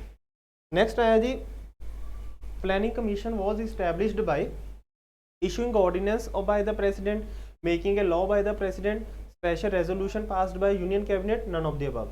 ਜਿਹੜਾ ਆਪਣੇ ਭਾਰਤ ਦੇ ਵਿੱਚ ਪਲੈਨਿੰਗ ਕਮਿਸ਼ਨ ਬਣਾਇਆ ਗਿਆ ਸੀ, ਤੁਸੀਂ 5 ਸਾਲਾ ਯੋਜਨਾਵਾਂ ਜਾਂ 5 ਈਅਰ ਪਲਾਨਸ ਦੇ ਬਾਰੇ ਸੁਣਿਆ ਹੋਣਾ ਜੀ। ਤਾਂ ਉਹਦੇ ਵਿੱਚ ਕੀ ਸੀਗਾ, ਬੇਸਿਕਲੀ ਪਲੈਨਿੰਗ ਕਮਿਸ਼ਨ ਬੋਡੀ ਸੀਗੀ ਜਿਹੜੀ ਕਿ 5-5 ਸਾਲ ਦੇ ਪਲਾਨ ਬਣਾਉਂਦੀ ਸੀ ਵੀ ਆਪਾਂ ਨੇ ਕਿਹੜੇ ਸੈਕਟਰ ਨੂੰ ਜ਼ਿਆਦਾ ਗਰੋਥ ਦੇਣੀ ਹੈ ਜਾਂ ਕਿਹੜੇ ਤੇ ਫੋਕਸ ਕਰਕੇ ਚੱਲਣਾ ਹੈਗਾ। ਤਾਂ ਪਲੈਨਿੰਗ ਕਮਿਸ਼ਨ ਜਿਹੜਾ ਬਣਾਇਆ ਗਿਆ ਸੀਗਾ ਇਹ ਕਿਹਦੇ ਦੁਆਰਾ ਬਣਾਇਆ ਗਿਆ ਹੈਗਾ, ਰਾਸ਼ਟਰਪਤੀ ਨੇ ਇਸ਼ੂ ਕੀਤਾ ਸੀ ਆਰਡੀਨੈਂਸ, ਸੰਸਦ ਨੇ ਕੋਈ ਕਾਨੂੰਨ ਪਾਸ ਕੀਤਾ ਸੀ ਜਾਂ ਰੈਜ਼ੋਲੂਸ਼ਨ ਪਾਸ ਕੀਤਾ ਸੀ, ਸਿਰਫ ਔਰ ਸਿਰਫ ਯੂਨੀਅਨ ਕੈਬਨਿਟ ਨੇ। ਤਾਂ ਇਸ ਦਾ ਸਹੀ ਆਨਸਰ ਹੋਏਗਾ ਜੀ ਆਪਸ਼ਨ ਨੰਬਰ ਸੀ, ਯੂਨੀਅਨ ਕੈਬਨਿਟ ਨੇ ਜਿਹੜਾ ਹੈ ਰੈਜ਼ੋਲੂਸ਼ਨ ਪਾਸ ਕਰਕੇ ਕੀਤਾ ਸੀ। ਹੁਣ ਜੇ ਕਈ ਵਾਰ ਕੁਐਸਚਨ ਆ ਜਾਂਦਾ ਹੈਗਾ ਵੀ ਇਹ ਸਟੈਚੂਟਰੀ ਬਾਡੀ ਸੀ ਜਾਂ ਆਪਣੀ ਜਿਹੜੀ ਹੈ ਕਨਸਟੀਟਿਊਸ਼ਨਲ ਬਾਡੀ ਹੈ। ਕਨਸਟੀਟਿਊਸ਼ਨਲ ਬਾਡੀਜ਼ ਉਹ ਹੋ ਗਈਆਂ ਜਿਹੜੀਆਂ ਆਪਣੇ ਸੰਵਿਧਾਨ ਦੇ ਵਿੱਚ ਦਰਜ ਨੇਗੀਆਂ, ਜਿਵੇਂ ਇਲੈਕਸ਼ਨ ਕਮਿਸ਼ਨ ਹੋ ਗਿਆ, UPSC ਹੋ ਗਿਆ, ਇਹ ਸਾਰੀਆਂ ਤਾਂ ਉਹ ਕਨਸਟੀਟਿਊਸ਼ਨਲ ਬਾਡੀਜ਼ ਹੋ ਗਈਆਂ। ਜੇ ਸੰਸਦ ਕਿਸੇ ਬਿੱਲ ਨੂੰ ਲਿਆ ਕੇ ਜਿਹੜਾ ਹੈ ਕਾਨੂੰਨ ਬਣਾ ਕੇ ਜਿਹੜਾ ਕਿਸੇ ਬਾਡੀ ਨੂੰ ਇਸਟੈਬਲਿਸ਼ ਕਰ ਰਹੀ ਹੈ ਤਾਂ ਉਹ ਸਟੈਚੂਟਰੀ ਬਾਡੀ ਹੋ ਗਈ। ਤਾਂ ਹੁਣ ਪਲੈਨਿੰਗ ਕਮਿਸ਼ਨ ਲਈ ਨਾ ਤਾਂ ਕੋਈ ਕਾਨੂੰਨ ਬਣਾਇਆ, ਨਾ ਹੀ ਇਹ ਸੰਵਿਧਾਨ ਦੇ ਵਿੱਚ ਕਿਤੇ ਮੈਂਸ਼ਨ ਹੈ, ਤਾਂ ਇਹ non statutory non constitutional body ਹੋਗੀ। ਠੀਕ ਹੈ ਜੀ, ਇਹ ਚੀਜ਼। ਨੈਕਸਟ ਆਇਆ ਜੀ, consider the following statements with reference to the constitution of India, the DPSP of the state policy, constitutional limitations upon legislative function ਜਾਂ executive function। DPSP ਜਿਹੜੇ ਆਪਣੇ ਸੰਵਿਧਾਨ ਦੇ ਭਾਗ 4 ਚ ਆ ਗਏ, ਇਹ ਕਿਹੜੇ ਦੇ ਭਾਗ ਦੇ ਉੱਤੇ ਜਿਹੜਾ ਹੈ ਮਤਲਬ ਕਿਸ ਚੀਜ਼ ਦੇ ਉੱਤੇ ਲਿਮਿਟੇਸ਼ਨਸ ਲਗਾਉਂਦੇ ਨੇਗੇ, ਲੈਜਿਸਲੇਟਿਵ ਫੰਕਸ਼ਨ ਜਾਂ ਐਗਜ਼ੀਕਿਊਟਿਵ ਫੰਕਸ਼ਨ ਦੇ ਵਿੱਚ। ਤਾਂ ਇਸ ਦੇ ਵਿੱਚ ਆਪਸ਼ਨਸ ਦੱਸਣੀਆਂ ਜੀ, 1 only, 2 only, both 1 and 2, neither 1 nor 2। ਤਾਂ ਇਸ ਦਾ ਸਹੀ ਆਨਸਰ ਹੋਇਆ ਜੀ option number D, neither 1 nor 2, ਕਿਉਂਕਿ ਇਹ ਕਿਸੇ ਦੇ ਉੱਤੇ ਕਿਸੇ ਤਰ੍ਹਾਂ ਦੀ ਕੋਈ ਲਿਮਿਟੇਸ਼ਨ ਨਹੀਂ ਲਗਾਉਂਦੇ ਹੈਗੇ। ਬੇਸਿਕਲੀ ਇਹ ਕੀ ਕਰਦੇ ਨੇਗੇ, ਇਹ ਤਾਂ ਸਰਕਾਰ ਦੇ ਲਈ ਗਾਈਡਲਾਈਨਸ ਨੇਗੀਆਂ ਵੀ ਸਰਕਾਰ ਨੇ ਪਾਲਿਸੀ ਫਰੇਮਵਰਕ ਦੇ ਵਿੱਚ ਜਿਹੜਾ ਹੈ ਕਿਹੜੇ ਆਈਡੀਆਜ਼ ਨੂੰ ਸੋਚ ਕੇ ਜਿਹੜਾ ਹੈ ਕੰਮ ਕਰਨਾ ਹੋਏਗਾ। ਨੈਕਸਟ ਆਇਆ ਜੀ, elephant conservation network has been recently formed in which states. Elephant conservation network ਕਿਹੜੀ ਸਟੇਟ ਦੇ ਵਿੱਚ ਸ਼ੁਰੂ ਕੀਤਾ ਗਿਆ, ਅਸਾਮ, ਮੱਧ ਪ੍ਰਦੇਸ਼, ਕੇਰਲਾ, ਕਰਨਾਟਕ। ਇਸ ਦਾ ਸਹੀ ਆਨਸਰ ਹੈ ਜੀ ਅਸਾਮ ਦੇ ਵਿੱਚ। ਨੈਕਸਟ ਆਇਆ ਜੀ, Koraput in Orissa is famous for. Koraput ਜਿਹੜਾ ਉੜੀਸਾ ਦੇ ਵਿੱਚ ਜਗ੍ਹਾ ਹੈਗੀ ਹੈ ਕਾਹਦੇ ਲਈ ਫੇਮਸ ਹੈਗੀ ਹੈ, bauxite limestone mine, copper and zinc mine, mica and silver mines, coal and lignite mines. ਤਾਂ ਇਸ ਦਾ ਸਹੀ ਆਨਸਰ ਹੈ ਜੀ option number A, bauxite and limestone. ਠੀਕ ਹੈ ਜੀ। ਨੈਕਸਟ ਆਇਆ, which of the following minerals is not found in the plateau regions. ਜਿਹੜਾ ਆਪਣਾ ਪਠਾਰੀ ਖੇਤਰ ਹੁੰਦਾ ਜਾਂ ਪਠਾਰ ਵਾਲਾ ਇਲਾਕਾ ਹੁੰਦਾ ਉੱਥੇ ਕਿਹੜਾ ਮਿਨਰਲ ਨਹੀਂ ਮਿਲਦਾ, ਕੋਲ, ਮਿਨਰਲ ਆਇਲ, ਮੈਂਗਨੀਜ਼ ਜਾਂ ਆਇਰਨ ਔਰ। ਤਾਂ ਇਸ ਦਾ ਸਹੀ ਆਨਸਰ ਹੋਇਆ ਜੀ mineral oil. Mineral oil basically ਜਿਹੜਾ ਹੈ ਜੀ ਆਪਾਂ ਨੂੰ ਮੋਸਟ ਆਫ ਦਾ ਕੇਸਿਸ ਦੇ ਵਿੱਚ ਜਿਹੜਾ ਹੈ ਸੀ ਸ਼ੋਰ ਵਾਲੇ ਇਲਾਕੇ ਹੋ ਗਏ, ਸਮੁੰਦਰੀ ਇਲਾਕੇ ਹੋ ਗਏ, ਉੱਥੇ ਦੇਖਣ ਨੂੰ ਮਿਲਦਾ। ਬਟ ਕਈ ਵਾਰ ਜਿਹੜਾ ਹੈ ਜਿਵੇਂ ਅਸਾਮ ਦੇ ਡਿਗਬੋਈ ਵਾਲੇ ਰੀਜਨ ਦੇ ਵਿੱਚ ਆਇਲ ਵੈਲਸ ਮਿਲ ਜਾਂਦੇ ਨੇਗੇ, ਮਤਲਬ ਉੱਥੇ ਵੀ ਮਿਲ ਜਾਂਦਾ। ਬਟ ਪਠਾਰੀ ਇਲਾਕੇ ਦੇ ਵਿੱਚ ਜਿਹੜਾ ਹੈ ਪਠਾਰ ਨੇ ਜਿਹੜੇ ਉਹ ਹਾਰਡ ਮਿਨਰਲਸ ਦੇ ਬਣੇ ਹੁੰਦੇ ਨੇ, ਤਾਂ ਉੱਥੇ ਬਹੁਤ ਰੇਅਰ ਚਾਂਸ, ਮਤਲਬ ਬਹੁਤ rarest of the rare case ਹੋਊਗਾ ਜੀ ਮਿਨਰਲ ਆਇਲ ਨਹੀਂ ਮਿਲਦਾ ਹੈਗਾ। ਠੀਕ ਹੈ ਜੀ।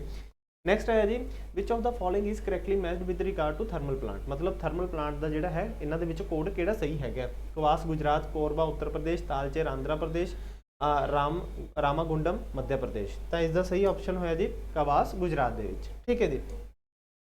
ਨੈਕਸਟ ਆਇਆ, Washington Declaration is a bilateral agreement that was signed between the US and which country.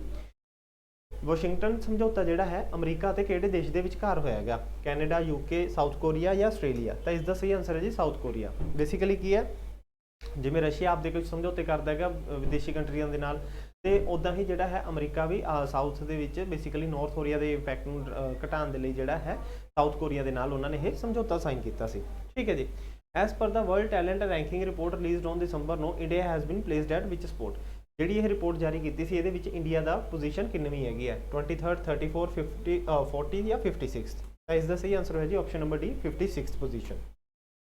The DRDO successfully tested a long range smart weapon on December 13 from the APJ Abdul Kalam Island in Odisha. What type of weapon it is?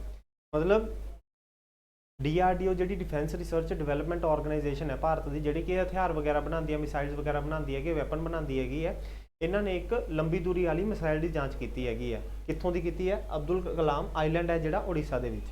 ਤਾਂ ਇਹ ਕਿਸ ਤਰ੍ਹਾਂ ਦਾ weapon ਹੈਗਾ, ਮਿਸਾइल है, torpedo है, long range bomb है, both 1 and B. ਤਾਂ ਇਸ ਦਾ ਸਹੀ ਆਨਸਰ ਹੈ ਜੀ बोथ ए एंड बी। ਇਹ ਮਿਸਾइल ਵੀ ਹੈ ਤੇ ਟॉरपीडो ਵੀ ਹੈ। ਮਿਸਾइल ਬੇਸਿਕਲੀ ਜਿਹੜੀ ਮਿਸਾइल ਤਾਂ ਰੋਕਟ ਲਾਂਚਰ ਦੀ ਤਰ੍ਹਾਂ ਹੋ ਜਾਂਦੀ ਹੈ। ਟॉरपीडो ਬੇਸਿਕਲੀ ਜਿਹੜਾ ਹੈ ਸਮੁੰਦਰੀ ਹਥਿਆਰਾਂ ਦੇ ਤੌਰ ਤੇ ਜਿਹੜਾ ਆਪਾਂ ਸਬਮਰੀਨਸ ਦੇ ਵਿੱਚ ਯੂਜ਼ ਕਰ ਲੈਂਦੇ ਆ, ਉਹ ਵਾਲੇ ਟॉरपीडोਜ਼ ਆ ਜਾਂਦੇ ਨੇਗੇ। ਇਹਨਾਂ ਦੇ ਉੱਤੇ ਨਿਊਕਲੀਅਰ ਵਾਰਹੈਡਸ ਲੱਗ ਸਕਦੇ ਨੇਗੇ, ਜਾਂ ਮਤਲਬ ਅਲੱਗ-ਅਲੱਗ ਟਾਈਪ ਦੇ ਆ ਜਾਂਦੇ ਨੇਗੇ, ਇਹ ਚੀਜ਼ ਹੋ ਜਾਂਦੀ ਹੈ। नेक्स्ट है जी Gandhi Sagar sanctuary was in news recently, it is located in which of the following state, Andhra, Uttar Pradesh, Madhya Pradesh, Bihar. तो इसका सही आंसर है जी option number C, Madhya Pradesh. What is the theme of 14th edition of Aero India show which was inaugurated by PM Modi in Bengaluru on 13 February 2023? ਜਿਹੜਾ ਪ੍ਰਧਾਨ ਮੰਤਰੀ ਮੋਦੀ ਨੇ arrow India show ਜਿਹੜਾ ਮਤਲਬ ਹਵਾਈ ਯਾਤਰਾ ਵਾਲਾ ਸ਼ੋਅ ਹੁੰਦਾ ਉਹਨੂੰ ਇਨੈਗੂਰੇਟ ਕੀਤਾ ਸੀ, ਤਾਂ ਉਹਦਾ ਜਿਹੜਾ ਹੈ ਥੀਮ ਕੀ ਸੀਗਾ? conceive, indigenize, collaborate in stride with the future, the runway to the billion opportunities, आत्मनिर्भरता in defense to the next level। तो इसका सही आंसर है जी option number C, the runway to the billion opportunities। Next है जी in February 2023 the Bank of Maharashtra launched its private cloud platform to strengthen its digital infrastructure। in context of this statement what is the name of the private cloud platform? ਜਿਵੇਂ ਤੁਸੀਂ ਸੁਣਿਆ ਹੋਊਗਾ ਜੀ Google drive ਦੇ ਉੱਤੇ ਜਾਂ ਜਿਹੜਾ ਹੈਗਾ ਕਲਾਊਡ ਮਤਲਬ ਕਲਾਊਡ ਕੰਪਿਊਟਿੰਗ ਹੁੰਦੀ ਹੈਗੀ, ਉਹਦੇ ਵਿੱਚ ਕੀ ਕਰਦੇ ਆ ਆਪਾਂ ਆਪਣਾ ਡਾਟਾ ਕਿਤੇ ਆਨਲਾਈਨ ਸਾਈਟ ਦੇ ਉੱਤੇ ਜਾਂ ਸਰਵਰ ਦੇ ਉੱਤੇ ਜਾ ਕੇ ਸਟੋਰ ਕਰ ਦਿੰਦੇ ਹੈਗੇ ਆ। ਤਾਂ ਬੈਂਕ ਆਫ ਮਹਾਰਾਸ਼ਟਰ ਨੇ ਕੀ ਕੀਤਾ, ਆਪਣੀ ਇੱਕ ਕਲਾਊਡ ਸਰਵਿਸ ਯੂਜ਼ ਕੀਤੀ ਹੈ, ਤੇ ਉਹ ਕਲਾਊਡ ਸਰਵਿਸ ਦਾ ਨਾਮ ਕੀ ਹੈਗਾ? महाबैंक सुविधा, महाबैंक स्टेप, महाबैंक नक्षत्र, महाबैंक ब्रह्मांड। ਤਾਂ ਇਸ ਦਾ ਸਹੀ ਆਨਸਰ ਹੈ ਜੀ महाबैंक नक्षत्र। नेक्स्ट है जी what is the theme of World Radio Day 2023 which is observed annually on 13 February to spread awareness of importance of radio. Radio की इंपॉर्टेंस देखते हुए जोड़ा है जी अपना 13 फरवरी को वर्ल्ड रेडियो डे मनाया गया, तो वह थीम की है? Radio interest, new world, new radio, evolution, innovation and connection, radio and peace, advocating for pluralism in radio. तो इसका सही आंसर है जी रेडियो एंड पीस। नेक्स्ट है जी in February 2023 which of the following private lender decided to acquire 100% equity share of Sonata Finance for 537 crore. मतलब Sonata finance ਦੇ ਵਿੱਚ ਜਿਹੜਾ ਹੈ ਉਹਦੀ 100% ਹਿੱਸੇਦਾਰੀ ਕਿਹੜੀ ਕੰਪਨੀ ਨੇ ਖਰੀਦਣ ਦੀ ਗੱਲ ਕਹੀ ਹੈਗੀ ਹੈ? ICICI bank, yes bank, axis bank, Kotak Mahindra bank. ਤਾਂ ਇਸ ਦਾ ਸਹੀ ਆਨਸਰ ਹੈ ਜੀ option number D, Kotak Mahindra bank. ਠੀਕ ਹੈ ਜੀ, ਅੱਜ ਦੇ ਸੈਸ਼ਨ ਦੇ ਵਿੱਚ ਇੰਨਾ ਹੀ ਹੈ ਜੀ, ਮਿਲਦੇ ਹਾਂ ਜੀ ਨੈਕਸਟ ਸੈਸ਼ਨ ਦੇ ਵਿੱਚ। ठीक है जी, थैंक यू। हेलो स्टूडेंट, कैसे हैं आप लोग? उम्मीद करते हैं बहुत अच्छे होंगे। तो आज मैं आपका फिर से यहाँ पे स्वागत करता हूँ मॉक 83 में, जिसमें कि कंप्यूटर सेक्शन पहले आप लोग मेरे साथ यहाँ पे चेक करेंगे। चलिए स्टार्ट करते हैं। वेरी फर्स्ट क्वेश्चन से क्या पूछा गया है? Which of the following device use positional notation to represent a decimal number. अगर हम यहाँ पे बात करते हैं तो आपको यहाँ पे बताना है कि ऐसा कौन सा डिवाइस था जिसके थ्रू ये काम किया गया था। पैस्केलाइन, कैलकुलेटर, अबेकस, कंप्यूटर या फिर कैलकुलेटर। अब यहाँ पे देखो पोजीशनल की बात करिए तो पोजीशनल के लिए आप लोग यहाँ पे वर्ड यूज करते हैं अबेकस। अबेकस में पोजीशन के थ्रू आप लोग यहाँ पे काम किया करते थे। तो आंसर क्या आएगा? B option, abacus. Next question की बात करते हैं। Which of the following are the physical devices of computer. Physical का मतलब जिसे टच किया जा सकता है। तो हार्डवेयर को टच किया जा सकता है, सॉफ्टवेयर को टच नहीं किया जा सकता, सिस्टम सॉफ्टवेयर को भी चेक नहीं किया जा सकता, पैकेज को भी नहीं। तो ये तीनों तो कभी आंसर होंगे ही नहीं। आंसर क्या आएगा? हार्डवेयर, जिसको क्या फिजिकली टच कर सकते हैं। तो आंसर इज ए ऑप्शन। चलो नेक्स्ट क्वेश्चन की बात करता हूँ। अगला क्वेश्चन ये है, which of the following is designed to control the operations of computer. ऐसी कौन सी चीज है जिसके थ्रू कंप्यूटर के ऑपरेशंस को हम लोग यहाँ पे कर सकते हैं control? User, application, system software या फिर यूटिलिटी सॉफ्टवेयर। अगर मैं बात करता हूँ तो इसका आंसर बनेगा सिस्टम सॉफ्टवेयर, क्योंकि सिस्टम सॉफ्टवेयर का मतलब अपने पे होता है सारे के सारे सिस्टम को हैंडल करने वाला। तो वो होएगा सी ऑप्शन। नेक्स्ट क्वेश्चन की बात करते हैं। To connect a computer with a device in a same room you might be likely. तो देखो अगर हम लोग यहाँ पे बात करते हैं कि एक रूम में करना तो optical fibre, wireless cable, node wireless cable से आप लोग यूज कर सकते हैं, इतनी कोई दिक्कत नहीं है। पर जनरली जो है केबल स्पेसिफिकली यहाँ पे पूछा गया है, तो आपके पास ऑप्टिकल फाइबर जनरली आप लोग यूज नहीं करते हैं, वायरलेस आप लोग कर तो सकते हैं पर करेंगे नहीं, तो यहाँ पे कोएक्सियल केबल करेंगे। To connect a computer with a device in the same room. एक ऑप्शन रहता है कि वायरलेस के थ्रू हो सकता है, बट यहाँ पे जो सेंस क्वेश्चन की है वो आपके पास सेम रूम की बात हो रही है, तो प्रेफरेंस जो होती है वो कोएक्सियल केबल की दी जाती है। ठीक है, ऐसा नहीं कि वायरलेस नहीं हो। चलिए नेक्स्ट की बात करता हूँ। नेक्स्ट बात करते हैं। For scientific work the most popular language Pascal, Fortran, COBOL and Prolog. तो फोर्ट्रेन, फोर्ट्रेन का फुल फॉर्म होता है फॉर्मूला ट्रांसलेशन, जो कि सिर्फ साइंटिफिक पर्पस के लिए थी, ठीक है। Which of the following are part of CPU, इनमें से कौन सा जो है पार्ट है सीपीयू का? Secondary memory, control unit, input device या फिर प्रिंटर। तो कंट्रोल यूनिट जो है वो पार्ट बनता है इसका, क्यों? क्योंकि आपके पास इंटरनल पार्ट, ठीक है। नेक्स्ट अगर बात करता हूं, dash cable consist of one or more filament of glass fibre wrapped in protective layer, carries data by means of pulses of light, twisted pair, coaxial cable, optical fibre. तो देखो आपके पास rap की होती है, वो होती है ऑप्टिकल फाइबर, ठीक है। ऑप्टिकल फाइबर जो होता है लाइट की फॉर्म में डेटा को ट्रांसफर यहां पे करता है। नेक्स्ट बात करते हैं, which of the following protocol is used in the internet. आपके पास HTTP, DHCP, DNS। तो इनमें से कौन सा प्रोटोकॉल यूज होता है? HTTP hypertext transfer protocol use होता है, और DHCP dynamic hosting configuration protocol use होता है, DNS डोमेन नेम सर्वर ये भी होता है। तो आपके पास तीनों के तीनों होते हैं, तो आंसर क्या आएगा? डी ऑप्शन, ठीक है। तीनों के तीनों होंगे तो DNS आपका आंसर आएगा। चलिए नेक्स्ट की अगर बात करता हूं, विच of the following part of a processor contains the hardware necessary to perform all the operations required by computer, controller, register, cache and data path। अब यहाँ पे एक चीज को समझे, इस क्वेश्चन का मीनिंग क्या था?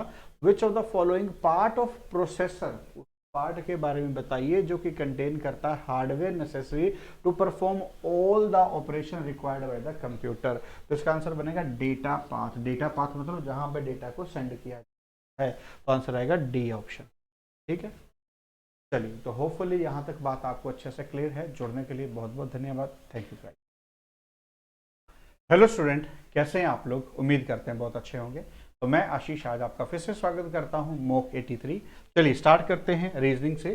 तो यहाँ पे देखेंगे एक एक करके कि क्या क्या क्वेश्चन आपके पास थे। तो सबसे पहला क्वेश्चन है, select the related word letter number from the given alternative. अब आप लोगों को यहाँ पे चेक करना है कि ये कोड आपके पास कैसे लिखा गया है। तो ASK, आगे इसके एवज में लिखा है KAS।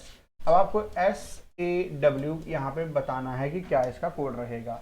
तो बेटा चेक करते हैं कि K यहाँ पे आ गया है, SA जो है यहाँ पे आ गया है, S जो है यहाँ पे आ गया है। तो W यहाँ पे आपके पास S, आपके पास A, WSA। तो D फॉर दिल्ली आपके पास यहाँ पे है, जो कि ऑप्शन यहाँ पे रहेगा, ठीक है जी। नेक्स्ट बात करता हूँ, अगला क्वेश्चन क्या है आपके पास? सेम क्वेश्चन है। अब आपको यहाँ पे ये बताना है कि यहाँ पे 3 कैसे आया और आगे यहाँ पे क्या आएगा। तो अगर मैं 12 से इसे डिवाइड करता हूँ तो मेरे पास क्या आएगा? 3 आएगा। सिमिलरली 12 से यहाँ पे भी डिवाइड करता हूँ तो क्या आएगा? 9 आएगा। 12 9 108। सीधा सीधा ये क्वेश्चन था, ठीक है। नेक्स्ट क्वेश्चन की बात करता हूँ, आपको फिर से यहाँ पे अलग निकालना है।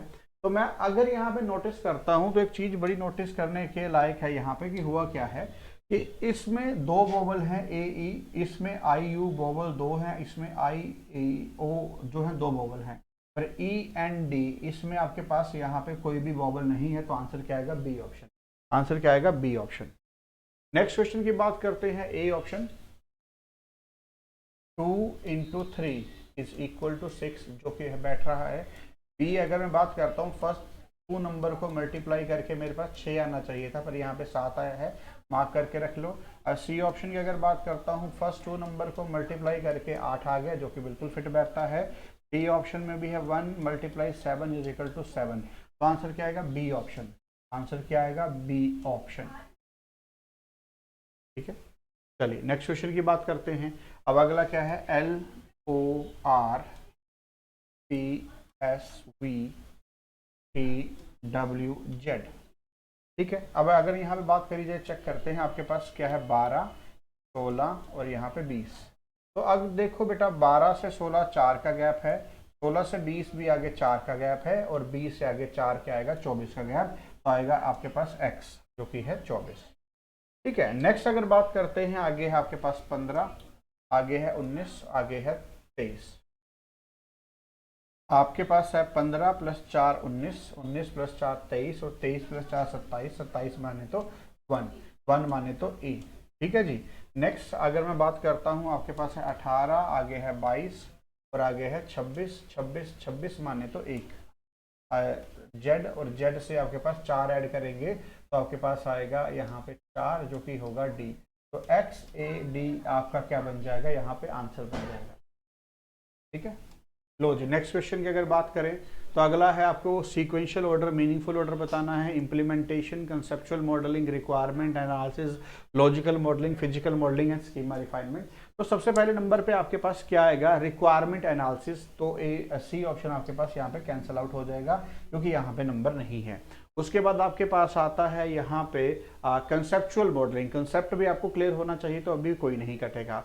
उसके बाद अगर मैं बात करता हूँ तो लॉजिकल मॉडलिंग, अगर लॉजिकल मॉडलिंग की जैसे ही बात आएगी तो ये ए ऑप्शन कैंसिल आउट हो जाएगा, डी ऑप्शन कैंसिल आउट हो जाएगा, बी फॉर बॉम्बे आपका डायरेक्ट आंसर बन। ठीक है ना। चलिए नेक्स्ट की बात करता हूँ मैथमेटिक्स, अरिथमेटिक एंड अलजेब्रा। इसमें आपको बताना है कि कौन सा इसका सही डायग्राम है। तो इसका आंसर डी ऑप्शन बन रहा है। आउटर जो है वो मैथमेटिक्स को डिफाइन कर रहा है, अलजेब्रा अलग है और आपके पास अरिथमेटिक अलग है। तो आंसर क्या आएगा, डी फॉर दिल्ली। नेक्स्ट है time machine, H G Wells, Julius Caesar. तो अगर मैं बात करता हूँ आपके पास द टाइम मशीन क्या है, एक नॉवल है और एच जी वेल क्या है, उसके ऑथर है। तो जूलियस सीजर के ऑथर आपके पास यहाँ पे कौन है, Rabindranath Tagore, William Shakespeare, Charles Dickens और ये आपके पास लियो टोल्स्टॉय। ठीक है, अगर बात करता हूँ तो इसका आंसर बनेगा बी ऑप्शन, विलियम शेक्सपियर ने आपके पास ये नॉवल लिखा है। ठीक है, नेक्स्ट बात करते हैं आपके पास एल ए ओ पी। तो आपके पास U और V। अगर यहाँ पे बात करते हैं तो यहाँ पे क्या हुआ है, अगर बात करता हूँ तो एक बार जरा नंबर पे डाल के देखते हैं। यहाँ 12 है, यहाँ 15 है, यहाँ 11 है और यहाँ 16 है। तो लेटर का अपोजिट सम 27 के बराबर बना है, लेटर का अपोजिट सम 27 के बराबर। अब यहाँ पे है 21 और यहाँ पे है 22। तो 21 में मैं कितने ऐड करूँ, 6 का मतलब था F और 22 में मैं कितने ऐड करता, 5, तो 5 का मतलब था E, तभी 27 बनता ना। तो आंसर क्या आएगा आपके पास यहाँ पे डी फॉर दिल्ली। आंसर क्या बनता है, डी फॉर दिल्ली। ठीक है, नेक्स्ट क्वेश्चन की बात करते हैं आपके पास, इसमें ओड वन आउट निकालना है, विशाखापट्टनम, मुंबई एंड कोचीन। तो अगर बात करता हूँ विशाखापट्टनम, मुंबई एंड कोचीन, तो अगर ये तीनों के तीनों में क्या है, एक मेजर आंसर, जो पहले आंसर डिस्कस कर लेते हैं, भुवनेश्वर। भुवनेश्वर में कोई भी मेजर पोर्ट नहीं है, इन तीनों में क्या है, मेजर पोर्ट है। तो इस वजह से ये तीनों अलग हैं और भुवनेश्वर जो है वो आपके पास डिफरेंट यहाँ पे बनता है।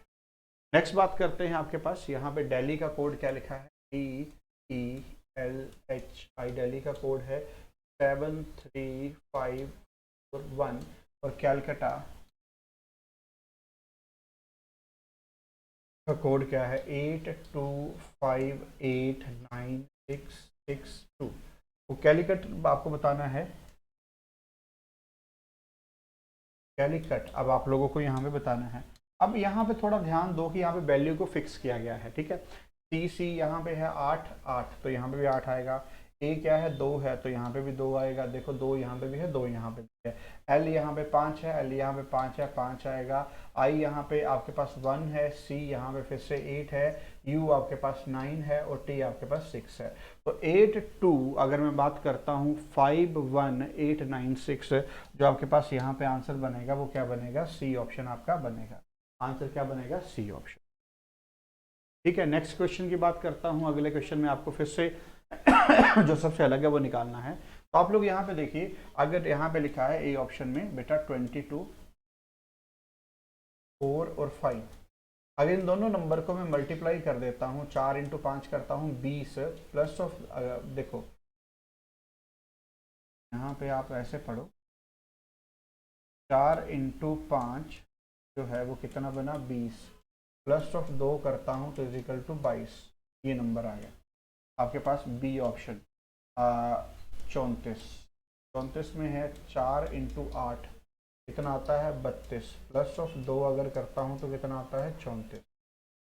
ठीक है, अब आपके पास सी ऑप्शन में भी यही आना चाहिए 37। 4 × 9 अगर करता हूँ तो कितना आता है 36 प्लस ऑफ 2 करता हूँ तो आता है 38।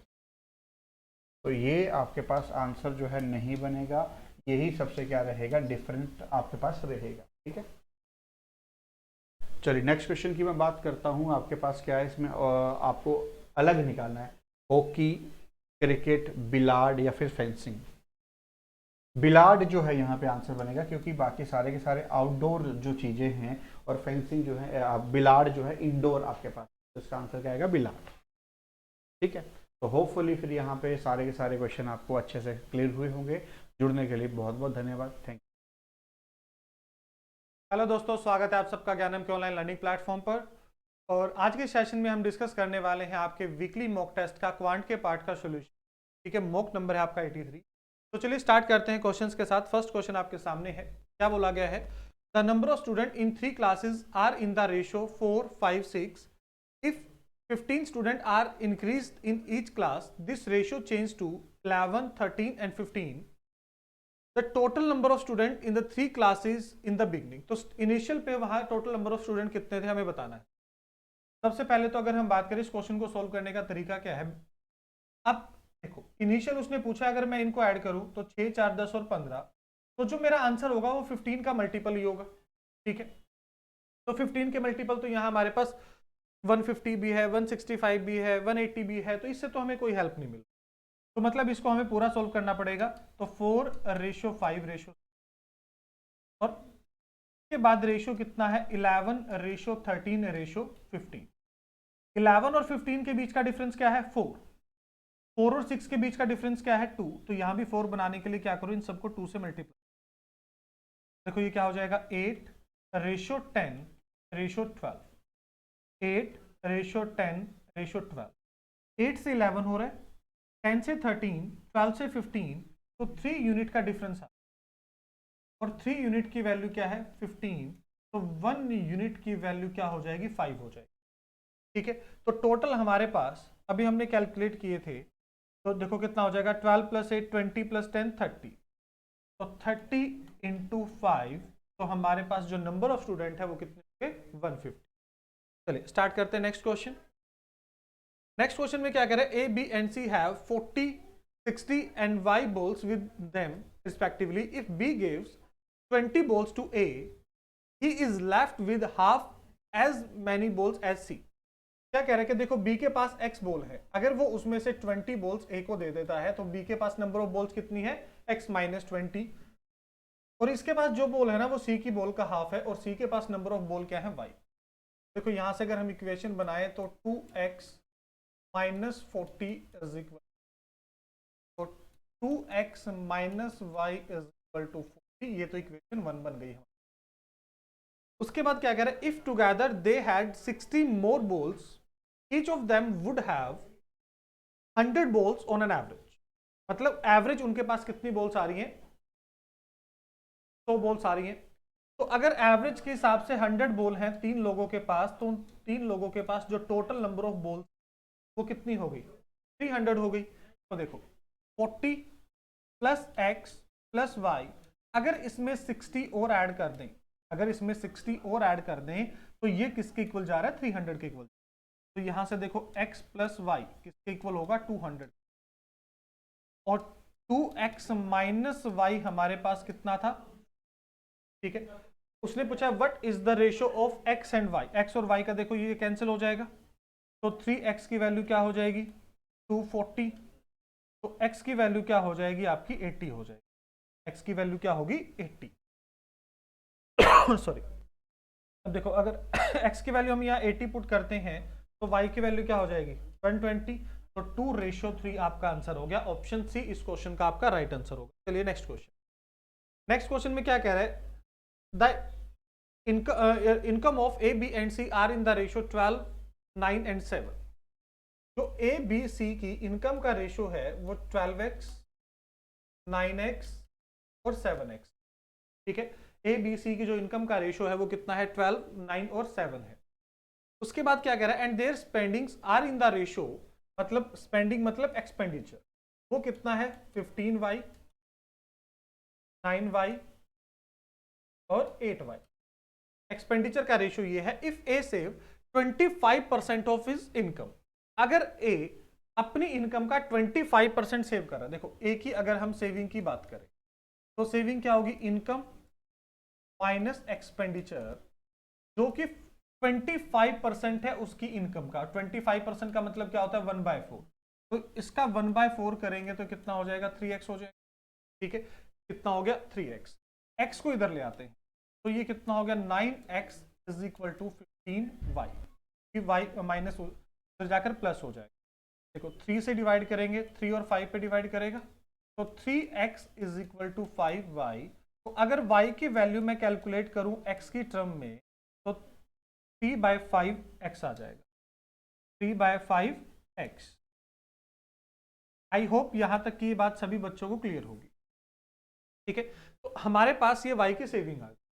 ठीक है, y की वैल्यू आ गई x की टर्म में, a की हमने कैलकुलेट कर लिया। उसने पूछा था what is the ratio of the saving of a b and c। देखो अब a की सेविंग क्या है हमारे पास 3x। तो ठीक है, अब हमारे पास a की सेविंग है। अगर b की हम सेविंग की बात करें तो b की सेविंग क्या होगी 9x माइनस, और c की सेविंग क्या हो जाएगी 7x माइनस। अगर यहां हम एक y की वैल्यू पुट करते हैं, y की वैल्यू हमारे पास कितनी है 3/5y। और c में थोड़ी सी कैलकुलेशन आपको मिलेगी। ठीक है, देखो a की अगर हम a की सेविंग की बात करते हैं तो a की सेविंग हमारे पास कितनी है 3x है। a की सेविंग कितनी है 3x, और b की सेविंग कितनी हो जाएगी, हम यही सोल्व कर लेते हैं साइड में। 9x minus 9 into 3/5x। देखो 9 into 5 45, 45 minus 27 divide by 5x, तो ये कितना बनेगा 18/5x, 18/5x, 18/5x। तो यहां से एक तो बात कंफर्म हो गई कि ऑप्शन ए और बी तो मेरा आंसर नहीं हो सकता, क्योंकि जब एलसीएम लेंगे तो 5 इधर मल्टीप्लाई होगा, तो ये भी नहीं हो सकता। तो ऑप्शन सी हमारा इस क्वेश्चन का राइट आंसर। इससे आगे इस क्वेश्चन को सॉल्व करने की जरूरत नहीं थी, यहीं से हमें हेल्प मिल गई। चलिए जी नेक्स्ट क्वेश्चन क्या कह रहे हैं, student obtain equal marks in math and science. मतलब मैथ और साइंस में इक्वल मार्क्स हैं। The ratio of the marks of science and social science, science और सोशल साइंस को हम लिख लेते हैं एस। ठीक है, इस 2:3। और मैथ और साइंस में रेशियो क्या था, इक्वल था, तो 1:1। And the ratio of marks in math and English is 1:2। Math और इंग्लिश में रेशियो क्या है 1:2 है। देखो 4 सब्जेक्ट है, अगर मैं इन चारों सब्जेक्ट को कंबाइन कर लूं, मैथ, साइंस, एसएस और इंग्लिश। देखो साइंस और एसएस का रेशियो कितना है 2:3। तो अगर साइंस में यहां 2 करेंगे तो ये भी 2 हो जाएगा और ये भी 2 हो जाएगा। मैथ में अगर 2 करोगे तो इंग्लिश में 4 हो जाएंगे। मैथ में 2, साइंस में 2, एसएस में 3 और इंग्लिश में 4। तो 4 3 7 2 9, ठीक है, और 11, टोटल कितना बन गया 11 बन गया। If he has scored an aggregate of 55%, total और एवरेज उसने 55% स्कोर किया है। ठीक है, तो मैक्सिमम देखो अगर यहां से इनके वेरिएबल लगा देते हैं 11x divide by 4 is equal to 55 को 5 पे डिवाइड करेगा तो x की वैल्यू कितनी आ गई 20। तो ये आ गया 40, 40, 60 और 80। ठीक है, अब वो कह रहा है कि 50% से ज्यादा कितने में स्कोर किया था। तो अगर ठीक है मैक्सिमम मार्क्स इन्हीं सब्जेक्ट सेम है तो इसमें 60% और इसमें 80% स्कोर किया है। तो 2 सब्जेक्ट ऐसे हैं जहां उसने 50% से ज्यादा स्कोर किया हो। चलिए नेक्स्ट क्वेश्चन क्या करें, in a class the number of girls is 30% more than that of boys. मतलब एक क्लास में बॉयज और गर्ल्स की बात करें तो ये 10 और 13 है। अगर 10 लड़के हैं तो लड़कियां उससे 30% ज्यादा है, मतलब कितने हैं 13 है। The strength of the class is 92। ठीक है, देखो अगर मैं टोटल की बात करूं तो टोटल 23। अब 23 किसके इक्वल है 52 के, मतलब ये किससे मल्टीप्लाई हो रहा है 4 से मल्टीप्लाई हो रहा है। तो 40 लड़के हैं और 52 गर्ल्स हैं, 52 लड़कियां हैं। If 8 more girls are admit, अगर 8 लड़कियां और आ जाती हैं, द रेशो, अब रेशो बताना है 40 और 60। तो बॉयज और गर्ल्स का रेशियो कितना है 2:3 है। ऑप्शन सी इस क्वेश्चन का आपका राइट आंसर। चलिए जी नेक्स्ट क्वेश्चन क्या कह रहे हैं, 3440 rupees is divided among A B and C and D such that B share is 6/11 of A. देखो ए और बी की बात कर रहे हैं शेयर की, कि अगर 11 इसका 11 है तो बी का कितना है 6 है। and C share is 1/4 of B. 1/4 of B. अगर B का 4 है तो C का कितना है? 1 है. And D has 2/5 as much as A and C together. ये B and C sorry B और C के रिस्पेक्ट में अगर ये 5 है तो ये तो बाय डिफॉल्ट ही 5 था. ठीक. अब यहां B कितना है? 6 है. वहां B कितना है? 4. तो B को सेम करते हैं. तो यहाँ 2 से मल्टीप्लाई करना पड़ेगा और यहाँ जब देखो ये 3 से मल्टीप्लाई होगा तो मतलब ये भी मल्टीप्लाई होगा. अब मैं फाइनल रेशियो की बात करूं कि A, B, C और D का फाइनल रेशियो क्या बनेगा. देखो 11 से मल्टीप्लाई करेंगे. 11 इंटू 2 22 कितना हो जाएगा? 12. C का कितना हो जाएगा आपका? 3 और D का कितना हो जाएगा आपका? 6 हो. ठीक है. आई होप ये बात क्लियर होगी. इसमें कोई डाउट कोई कंफ्यूजन नहीं होगा यहां तक. ठीक है. रेशियो बन गया हमारा. ठीक है. और फाइनल रेशियो हमारा कितना बन गया है? 22 12 3 और 6 22 और 12 34 34 और 3 37 और 43 43. तो 43 की वैल्यू क्या है? 3 4 4. तो ये किस पे डिवाइड करेगा? 8 पे डिवाइड करेगा. हाँ पूरा पूरा 8 पे डिवाइड कर रहा है मतलब 80. तो उसने पूछा था फाइंड द शेयर ऑफ ए, तो इसको 80 से ट्राई कर लो. तो 1760 ऑप्शन ए इस क्वेश्चन का आपका राइट आंसर होगा. चलिए जी next question. When 20 is added to the numerator and denominator, then the new ratio of numerator denominator becomes 7 ratio. अगर x और y हमारा एक्चुअल फ्रैक्शन था और 20 ऐड करेंगे तो 7/8 क्रॉस मल्टीप्लाई कर दो. 8x plus 160 is equal to 7y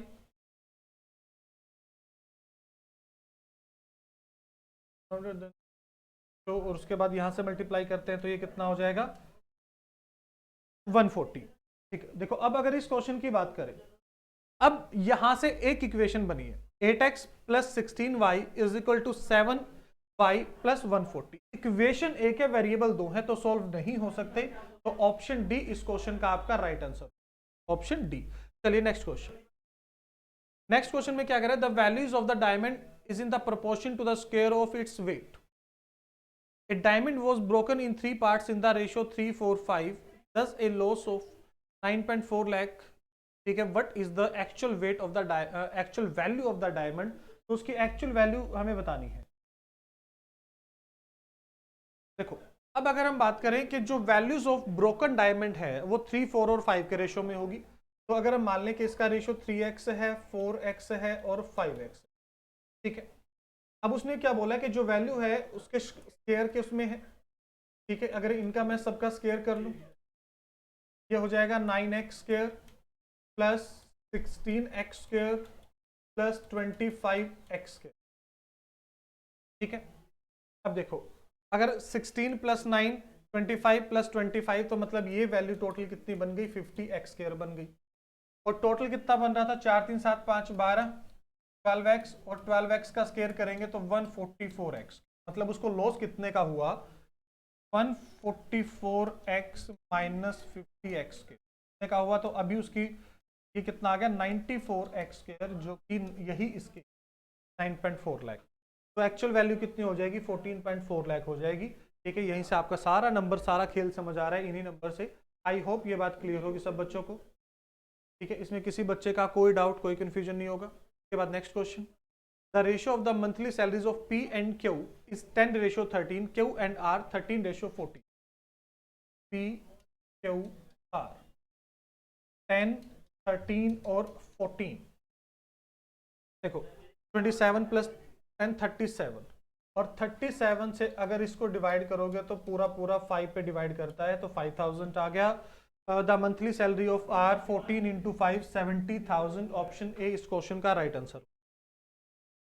Two candles of the same height are light at the same time. The first is consumed in 8 hours and second in the 4 hours. देखो जब भी अगर ऐसा question हो तो क्या करो, जो भी ये नंबर दे रखे हैं इनका एलसीएम ले लो. इनका एलसीएम कितना होगा? 24. ठीक है. अब टोटल उसकी हमने जो लेंथ है वो हमने 24 मान ली. ठीक है। अब देखो जो फर्स्ट कैंडल है उसकी स्पीड कितनी है 3, मतलब वो अगर टोटल उसकी जो लेंथ है वो 24 है, ठीक है, तो उसमें उसमें कितना निकल रहा है, उसमें 3 यूनिट पर आवर करेगा। और सेकंड की अगर हम बात करें, ठीक है, तो ये 6 यूनिट पर आवर करेगा। तो और उन्होंने टी टाइम लिया है बर्न होने के लिए, तो टी टाइम में इसने कितना किया होगा 24 इंटू 3t, और इसने कितना किया होगा 24 इंटू 6t, और यही रेशो आपको कितना दे रखा है 3:1।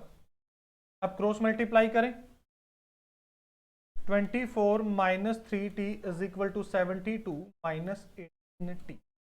इधर ले आओ, ये हो जाएगा आपका 15t, ठीक है, माइनस इधर आकर प्लस का हो जाएगा, ये उधर माइनस 24 इसमें से माइनस करेंगे तो कितना बचेगा 48। तो सबसे पहले तो इसको डिवाइड करेगा 3 पे, 3 आवर्स कंप्लीट हो जाएंगे, ठीक है।